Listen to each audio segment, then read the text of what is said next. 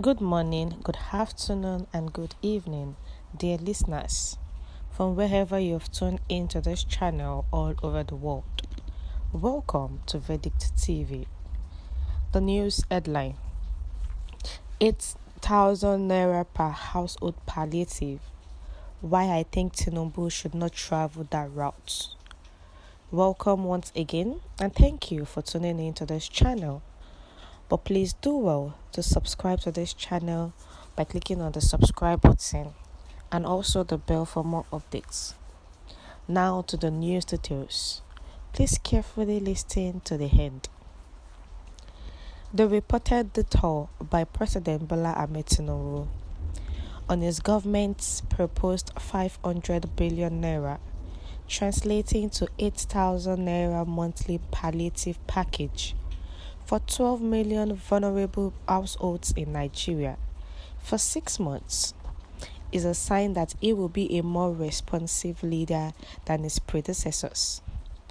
The package is supposed to be a kind of social safety measure to cushion the effects of the recently removed subsidy on petrol. Much has been said and written on the proposed package before the latest developments from the presidency, suggesting a review or an outright cancellation of the plan. Many Nigerians, especially on social media, have applauded it, while some, among the enlightened few, upon a deeper reflection, did not see it as being the way to go due to the expected inflationary effects of pumping into circulation such a huge amount of money. Yours sincerely is one of those who disagree with the proposal. The pattern of agreements and disagreements is similar off social media.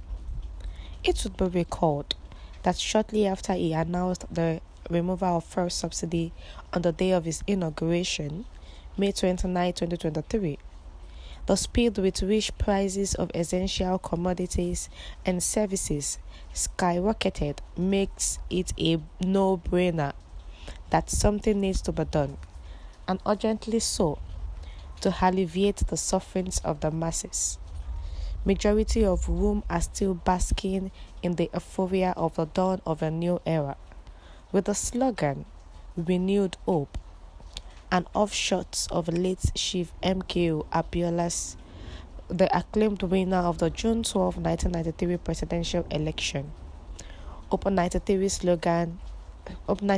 campaign slogan. The socio-economic impacts of the zero subsidy policy were so excruciating that many prominent Nigerians, including the president's opponents in the last presidential election, Messrs. Peter Obi and Atiku Abubakar, started suggesting that the president should come up with a policy that will somewhat numb the pains Nigerians are experiencing as a result. We recently wrote an article titled, "Tinubu's Palliative Package Must Not Be Devoid of Transparency and Accountability," in which I admonished the new administration to make the expected palliative such that nobody needs to know anybody to be a beneficiary. Furthermore, any form of intervention, I urged, must be in such critical sectors like the health, agriculture, education, mass transportation scheme, rail transport inclusive, as well as road rehabilitation and construction that would guarantee Nigerians equal access to the benefits. It must not be in the form of a cash transfer, as we witnessed in the recent past, he added. This is because it is capable of deepening an already thriving culture of mendicancy among people of the lower and middle classes. I took that position because, with the benefit of insights, similar schemes in the past resulted in young men not wanting to do anything again, since there is an assured source of income in the form of a stipend at the end of the month that would cater for their Maslowian lower hierarchy of needs. Such schemes were also turned into a food for the boys affair, where those hangers on and rent seekers at the corridor of power ensured that the target beneficiaries hardly got anything and the purpose got defeated.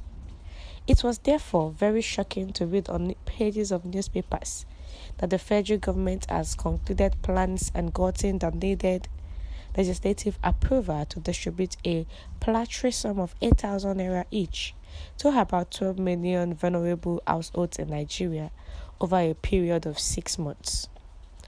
When a friend on social media queried, "What is wrong with that?" "Everything is wrong with that. At this material time of hyperinflation," I retorted, although around the world, it is not uncommon to see such a scheme implemented, especially to reflate a recessive economy or a period of deflation. It is not the way to go for Nigeria given the current situation. Any scheme that is not aimed at any scheme that is not aimed at directly boosting the real sector is a total waste of time, energy, and even resources. And it will further compound the problems we are currently battling as a nation. Governments deliberately and literally put money into people's pockets to jumpstart an economy only during a recession, but it is a low-hanging fruit for any administration that is steeped in intellectual bankruptcy.